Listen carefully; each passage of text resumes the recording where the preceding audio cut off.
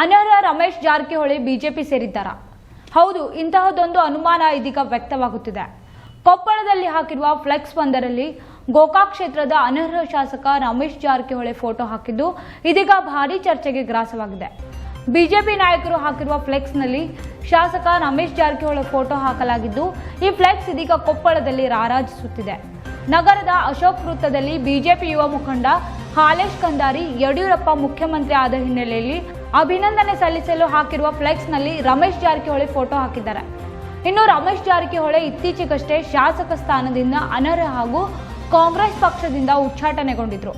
ಅಷ್ಟೇ ಅಲ್ಲ, ಬಿಜೆಪಿಗೆ ಸೇರ್ಪಡೆಯಾಗುತ್ತಾರೆ ಎನ್ನಲಾಗಿದೆ. ಇದಕ್ಕೂ ಪೂರ್ವದಲ್ಲಿಯೇ ರಮೇಶ್ ಜಾರಕಿಹೊಳಿ ಅವರ ಫೋಟೋವನ್ನು ಬಿಜೆಪಿ ನಾಯಕರು ತಮ್ಮ ಫ್ಲೆಕ್ಸ್ನಲ್ಲಿ ಹಾಕಿಕೊಂಡಿರುವುದು ಇದೀಗ ಸಾಕಷ್ಟು ಚರ್ಚೆಗೆ ಕಾರಣವಾಗಿದೆ.